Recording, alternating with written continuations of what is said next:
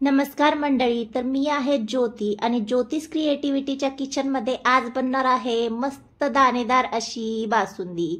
तर साधी simple recipe आहे। करायचंय काय तर गॅसवर आपल्याला नॉनस्टिक पॅन ठेवून द्यायचा आहे आणि यामध्ये 1 कप इतकं मी मिल्क पावडर घालून घेतली आणि सेम कपने अर्धा कप इतकं कोमट दूध घालून घ्यायचंय, 1 चमचाभर तूप घालून घ्यायचंय आणि छान हे मिक्स करून घ्यायचं आहे।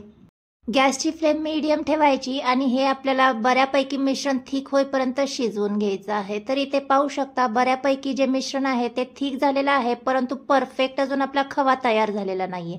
तर खवा परफेक्ट झालाय कसा कळायचा, तर आता पाहू शकता खवा जो आहे तो पॅन सोडायला लागलेला आहे आणि बऱ्यापैकी थिक असा गोळा झालेला आहे, म्हणजे परफेक्ट इथे खवा तयार झालेला आहे। आता इथे आपण घरीच खवा केलेला आहे, तुम्हाला हवं तर तुम्ही रेडीमेड खवा देखील आणू शकता। आता पुढे काय करायचंय, इथे मी 2 वाटी इतकी छोट्या वाटीने मेजर करून 2 वाटी इतकी साखर घालून घेतलेली आहे कढईमध्ये। कढई गरम आहे आणि त्यामध्ये आपल्याला साखर घालून घ्यायची, अशी सगळीकडे एकसारखी पसरवून घ्यायची।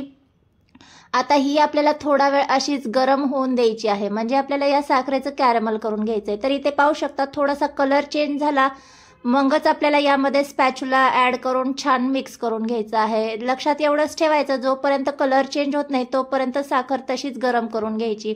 तर यापेक्षा डार्क कलर करायचं नाहीये। आता काय करायचंय, यामध्ये आपल्याला थोडं थोडं दूध करून घालून घ्यायचंय, एकदम घालायचं नाहीये, नाहीतर दुधाचे चटके वगैरे बसू शकतात। तर पूर्ण यामध्ये मी अर्धा लिटर दूध घालून घेतलंय आणि छान हे एकजीव करून घ्यायचं आहे। इथे दूध जे आहे ते आपण गरमच केलेलं वापरलेलं आहे आणि आपण यामध्ये जी साखर कॅरमल करण्यासाठी ठेवलेली होती ती तुम्ही तुमच्या आवडीने कमी जास्त करून घेऊ शकता। आता छान हे मिक्स करून घ्यायचंय। तर इथे पाहू शकता कॅरमल जे आहे ते छान असं मिक्स झालंय आणि दुधाचा कलर जो आहे तो छान झालेला आहे। वेलची पावडर घालून घ्यायची आणि यामध्ये आपण जो तयार केलेला खवा होता तो सगळा खवा मी यामध्ये घालून घेतला।